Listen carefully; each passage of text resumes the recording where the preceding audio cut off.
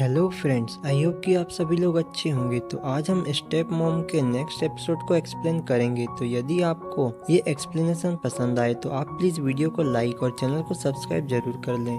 तो पिछले एपिसोड में हमने देखा था कि जीवन अज्जुमा के साथ घर की साफ सफाई करके घर को चमका देता है, जिसके बाद अज्जुमा बोलती है कि उसे नहाने जाना है। ये बोलकर वो वहाँ से चले जाती है। इसके बाद हम रात में अज्जुमा को देखते हैं, जहाँ पर जीवन और अज्जुमा दोनों बैठे होते हैं। तभी अज्जुमा बोलती है कि काम के कारण उसका शरीर दर्द दे रहा है, जो सुनकर जीवन बोलता है कि मैं आपकी मालिश कर देता हूँ। ये बोलकर वो अज्जुमा को मसाज देने लगता है। तभी जीवन देखता है कि वो अज्जुमा के काफी करीब आ गया है, इसलिए वो सोचता है कि अगर वो ऐसा ही करता रहा तो वो अपनी लाइन क्रॉस कर देगा। ये सब सोचकर वो वहीं पर रुक जाता है और बोलता है कि मॉम, मुझे अब रुकना चाहिए। जो देखकर अज्जुमा बोलती है कि तुम्हें क्या हुआ। तो जीवन बोलता है कि आप मुझे ये दोबारा करने मत बोलना, क्योंकि मुझे ये पसंद नहीं। जिसके बाद वो अज्जुमा से बोलता है कि मैं अपने फ्रेंड से मिलने जा रहा हूँ। ये बोलकर वो वहाँ से चले जाता है, जहाँ पर अज्जुमा बोलती है कि क्या जीवन को ये पसंद नहीं आया। इसके बाद सीन शिफ्ट होता है और हम आंटी को उसके घर पर देखते हैं, जहाँ पर जीवन आंटी का वीडियो टीवी पर देखता है और बोलता है कि आंटी, आप तो बहुत ही प्रोफेशनल बातें करती हो।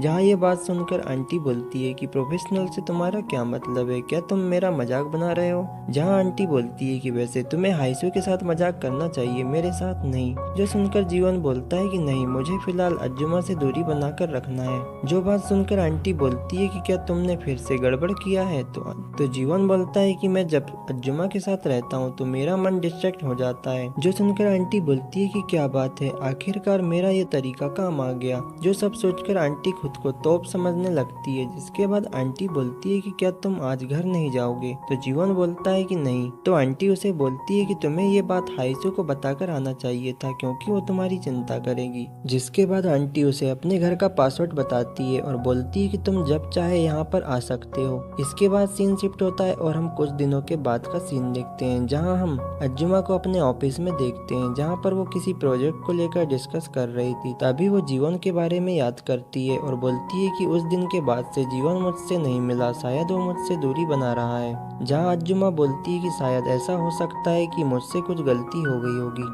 और तभी उसके मोबाइल पर जीवन का कॉल आता है, जो देखकर अज्जुमा अपनी मीटिंग को छोड़कर उससे बात करती है। लेकिन फोन पर जीवन का फ्रेंड बात करता है और बोलता है कि मैं जीवन का फ्रेंड बोल रहा हूँ और जीवन ने मुझे आपको ये बताने के लिए बोला है कि उसे आज आने में देर हो जाएगी। जो बात सुनकर अज्जुमा बोलती है कि क्या वो कुछ ज्यादा ही बिजी चल रहा है। तो सीओ बैग बोलता है कि हाँ, वो थोड़ा बिजी है। इसके बाद जीवन अपने फ्रेंड को बोलता है कि चलो हम चलकर ड्रिंक करते हैं। तो सीओ बैग बोलता है कि नहीं, मैं तुम्हारे साथ नहीं जाऊंगा। ये सुनकर जीवन किसी को फोन लगाता है। इसके बाद हम रात में बार का सीन देखते हैं, जहाँ पर सीओ बैग और जीवन दोनों बैठे हुए थे। तभी सीओ बैग बोलता है कि आखिर तुमने किसे बुलाया है।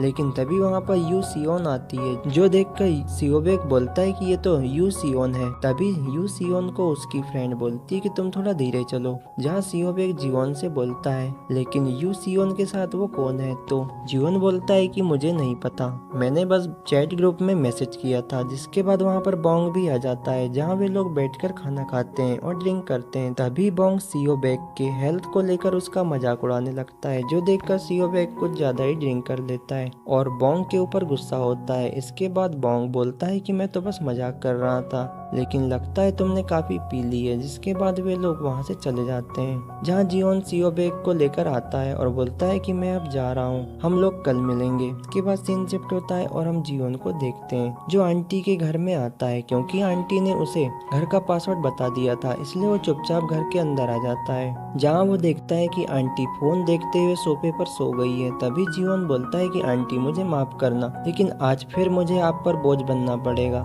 जिसके बाद जीवन बोलता है कि आप फोन चलाते हुए सो गए हो, इसलिए मैं आपको आपके कमरे तक छोड़ देता हूँ। ये बोलकर वो आंटी के करीब आ जाता है, जहाँ आंटी को देखकर उसकी हार्ट बीट तेज हो जाती है। इसके बाद सीन शिफ्ट होता है और हम अज्जुमा को देखते हैं, जहाँ वो जीवन का वेट करती है, लेकिन जीवन नहीं आता। जो देखकर वो उसे कॉल करती है, लेकिन उसका फोन नहीं लगता। जो देखकर अज्जुमा बोलती है कि जीवन कुछ दिनों से घर नहीं आ रहा और कुछ समय से वो थोड़ा बदला हुआ लग रहा है। तभी उसे याद आता है कि जीवन अब उससे नजरें भी नहीं मिला पाता। जो सब याद करके अंजुमा बोलती है कि कुछ तो गड़बड़ है। तभी अंजुमा को याद आता है कि उसे उस रात जीवन ने बताया था कि वो घर छोड़कर अकेले रहने का प्लान कर रहा है। इसके बाद सीन कट होता है और हम जीवन को देखते हैं, जो आंटी को देखकर अपने सामान को उसे टेस्ट करवा देता है। जहाँ तभी आंटी को होश आता है और वो देखती है कि जीवन ने उसके मुंह को गंदा कर दिया है। तभी जीवन आंटी को देखकर बोलता है कि तुम ये क्या कर रहे हो। ये बोलकर आंटी उसे पनिश करती है और बोलती है कि क्या तुमको पता है कि तुमने आखिर क्या किया है। तो जीवन बोलता है कि आंटी मुझे माफ कर दो, मैंने आपकी मर्जी के बगैर ये काम किया है। तो आंटी जो सुनकर जीवन बोलता है कि मुझे माफ कर दो, मैं नेक्स्ट टाइम ऐसा नहीं करूँगा। तो आंटी बोलती है कि ठीक है, मैंने तुम्हें माफ किया, इसलिए अब जाओ और जाके सो जाओ। तो जीवन बोलता है कि क्या मैं आपके कमरे में सो सकता हूँ। तो आंटी बोलती है कि हाँ, तुम मेरे कमरे में सो जाओ, मैं सोफे पर ही सोऊंगी। जिसके बाद सीन शिफ्ट होता है और हम जीवन को कमरे में देखते हैं, जहाँ पर रात के 1 बज रहे होते हैं। लेकिन जीवन को नींद नहीं आती, जो देखकर वो बोलता है कि मुझे नींद क्यों नहीं आ रही। वहीं वो देखता है कि उसका पप्पू भी जगा हुआ है। तभी जीवन को आंटी के बारे में याद आता है, जो सब याद करके वो उठ जाता है। जहाँ वो सोचता है कि आंटी शायद अभी सो रही होगी। वहीं दूसरी तरफ हम आंटी को देखते हैं, जहाँ उसे भी नींद नहीं आई थी और वो भी जीवन को लेकर परेशान होती है और बोलती है कि पता नहीं उसके दिमाग में क्या चल रहा होगा। तभी वहाँ पर हम जीवन को देखते हैं, जो आंटी के पास आता है और उसे वहाँ देख आंटी अपनी आंखें बंद कर लेती है। जहाँ पर जीवन आंटी को आवाज लगाता है, लेकिन आंटी उसे कोई जवाब नहीं देती। तभी जीवन बोलता है कि आंटी मुझे नींद आ रही है, इसलिए मैं आपके साथ सोना चाहता हूँ। ये बोलकर वो आंटी के साथ सो जाता है। जहाँ पर आंटी सोचने लगती है कि आखिर उसे क्या करना चाहिए। तभी जीवन आंटी को करीब देख आंटी के साथ खेलने लगता है, जो देखकर आंटी जाग जाती है और बोलती है कि जीवन तुम ये क्या कर रहे हो, तुम इसे जल्दी फिनिश करो क्योंकि मुझे कल काम पर भी जाना है। जहाँ ये बात सुनकर जीवन अपना काम करने लगता है, लेकिन उसे अपना काम करते हुए सुबह हो जाती है। इसके बाद हम मॉर्निंग में उन दोनों को देखते हैं, जो दोबारा से मजे करने लगते हैं और उसी समय वहाँ पर कोई डोरबेल बजाता है, जो देखकर आंटी गेट खोलती है तो उसे बाहर अंजुमा दिखती है, जो देखकर आंटी थोड़ा डर जाती है। इसके बाद सीन शिफ्ट होता है और हम एक घर में यू सियोन को देखते हैं, जो तैयार होकर निकलती है। तभी उसे उसके फादर बोलते हैं कि तुम कहाँ जा रही हो। तो यू सियोन अपने फादर को देख बोलती है कि क्या आप ऑफिस नहीं गए। तो उसके फादर बोलते हैं कि कल रात तुम लेट क्यों आई थी। तो यू सियोन बोलती है कि वो कल रात को अपने फ्रेंड लोगों के साथ ही। जहाँ ये सुनकर उसके फादर बोलते हैं कि क्या तुम किसी लड़के के साथ तो नहीं हो,